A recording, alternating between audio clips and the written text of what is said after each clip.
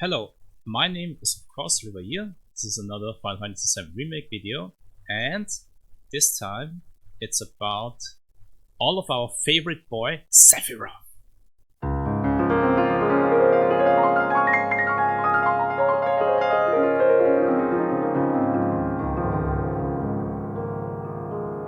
So let's dive right into the video and let's talk about the many appearances of Sephiroth in Final Fantasy VII Remake. Sephiroth had so many appearances, especially at the beginning and the end of the game.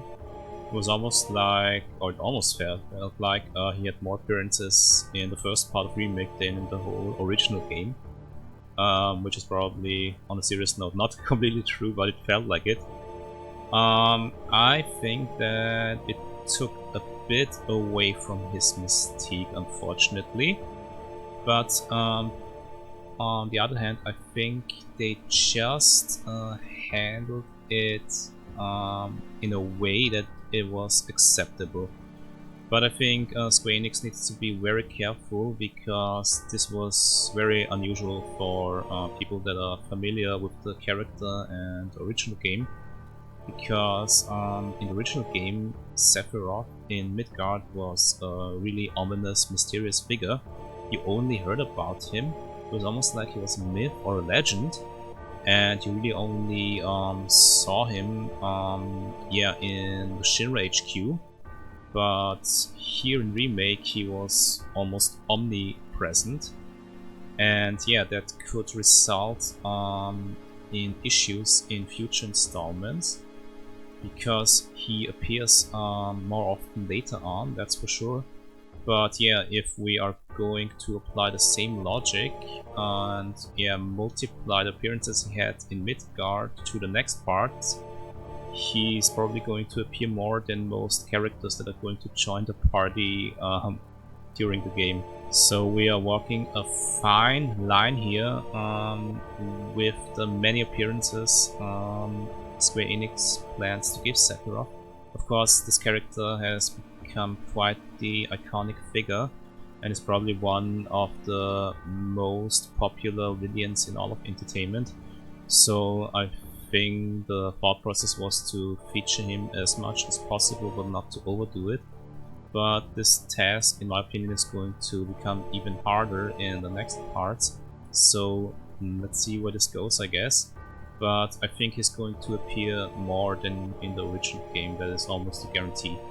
Okay, so let's talk about Sephiroth's behavior throughout Final Fantasy VII Remake. With more appearances, of course, comes more dialogue and more exposure for Sephiroth. But all in all, I think he was handled quite well. But on the other hand, I think he lost a bit of the myth and the legend position he had in the original game, just by the fact that he appeared so often. He was very prominent, especially in sequences where it was one-on-one with him and Cloud, and you got to see a lot more of Sephiroth in Remake than in the original game in the Midgard portion of the game. But it was handled quite decently, as I said, but I don't know how this is going to turn out in the later installments. The Square Enix, of course, wants to prominently feature the rivalry between him and Cloud, but Final Fantasy fans should expect something similar to happen in the next few parts, where Sephiroth is going to appear much more frequently. If they keep the same behavior he had in the first part, in the other parts as well, then I'm actually fine with it. He didn't expose himself too much from a character standpoint, but at times I felt like he was a bit too over the top. He had flashes of filler character behavior like Roche, where he was just a bit too talk active and a bit too even flamboyant to a point, I'd say, especially when he was together with Cloud. So we need to fix this a bit here and there, and I think then Square Enix can find a real good middle ground in the parts that are going to follow. So I'm actually seeing this quite positive and look forward to his future appearances in late installments. One thing I wanted to touch upon as well was his relationship with Cloud, because in the remake they shared a lot of moments together. This was of course by design. Sephiroth and Cloud, of course, an iconic feud in the entertainment business, not only in the video game business.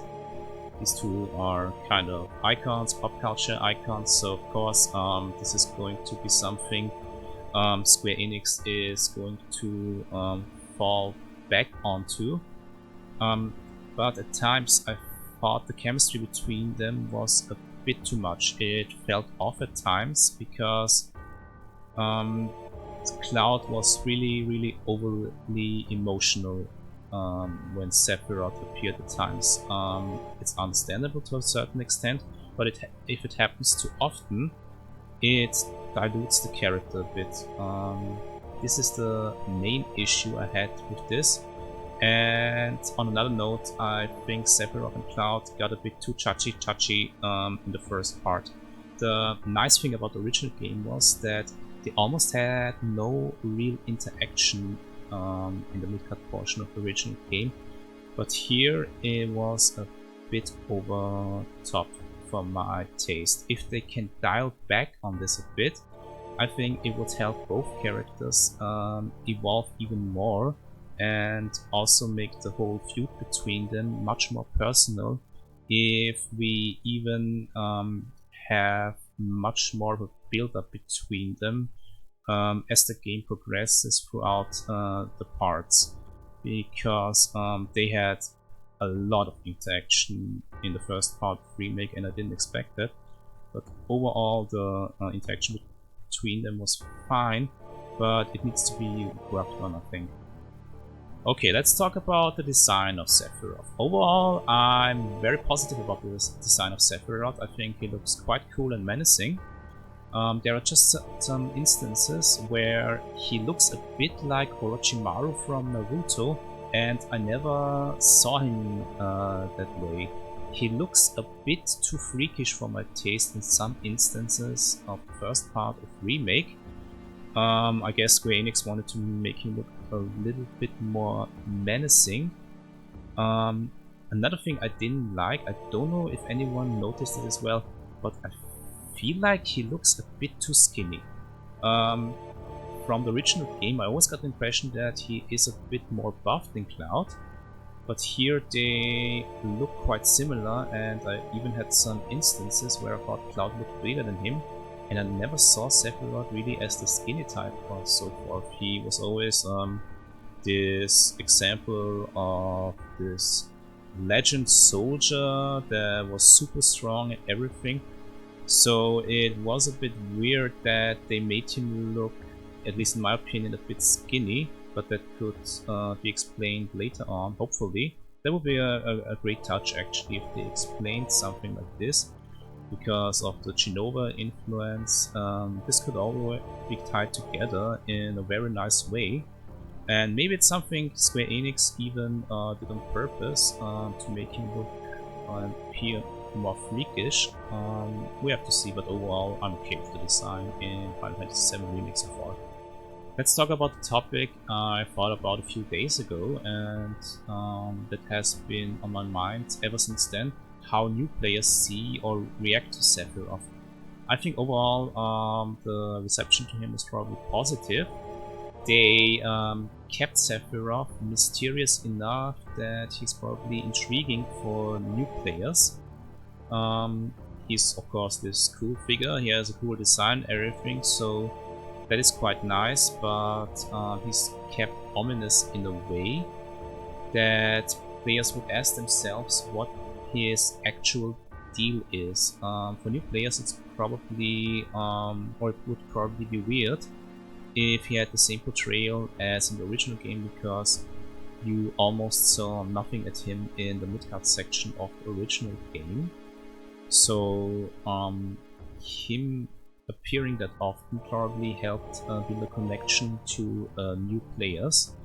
The relationship between him and Cloud and the portrayal of it in the remake I don't know how new players react to that, because I think it could come across as a little bit weird, because nothing really is explained about the two of them.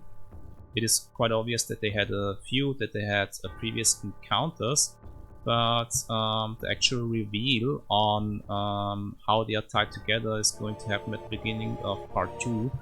So, in my opinion, I think new players probably reacted to him very well, and it's probably going to be very interesting to see how they are going to react to the real Sephiroth and the even more real Sephiroth that is hidden away somewhere in the North Crater in his little protection thingy there, waiting for someone to release him.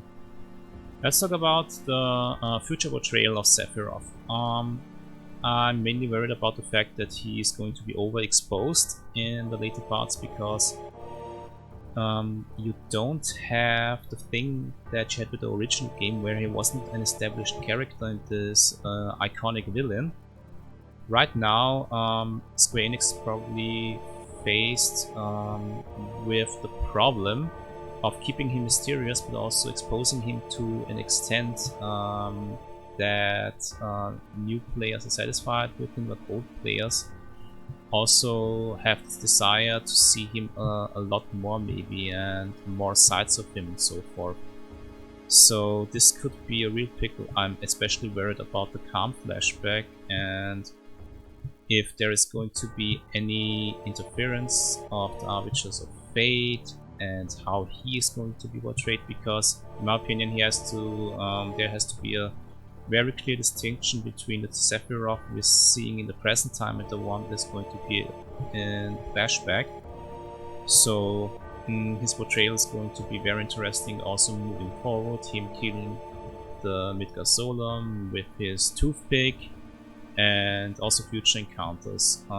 He is a very mysterious figure. He is, of course, controlled by Genova, or some theories suggest he controls Genova.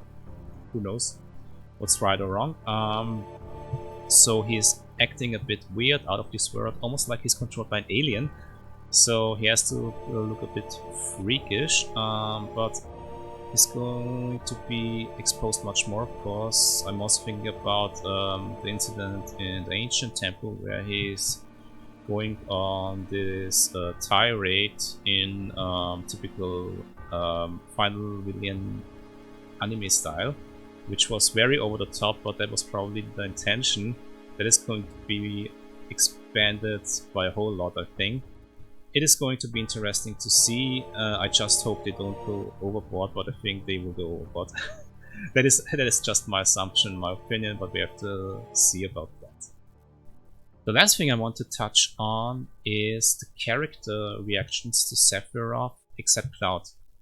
This was a very weird thing in the remake, because you practically had no real character reaction to Sephiroth, even when he materialized in front of the party. I think this was done by design, but it was a very odd choice. If you actually put the pieces of the puzzle together, play the whole game, and then you almost only had focus on Cloud and Sephiroth, and the party were just bystanders, especially because of the fact that all the characters were expanded upon so prominently, and then they are just not even side characters, but like side pieces in this thing, in this feud between Cloud and Sephiroth every time he appeared, even in the Shinra building. So I would very much like to be there, to be more activity between the side characters, or not side characters, but the other characters, and Sephiroth, because it was kind of weird, now that I think about it, to see that there was not really that much repercussions or reactions after he stabbed Barret, and Barret was revived in the Shinra HQ by the Arbiters of Fate.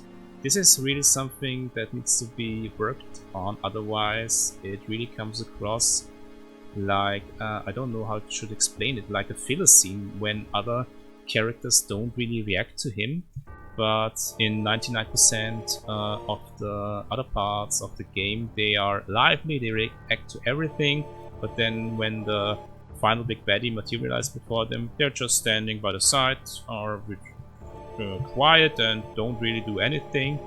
They react a little bit, but then life goes on. This is a bit weird to me, and it could also really freshen up the other characters if they react to that. Of course, Tifa has the deep connection with him, so I expect to be more bad blood between the two. But I would also like the other characters to form some kind of connection with the final villain, even a bigger one that was done in the original game, because I think that could really improve the story from this standpoint. Thank you everyone for watching this Sephiroth video. I hope you enjoyed it. Please leave a like, leave a comment in the comment section, and let me know what you thought about Sephiroth in Final Fantasy VII Remake. Subscribe to my YouTube channel, hit that notification bell, follow me on Twitch, and see you until next time.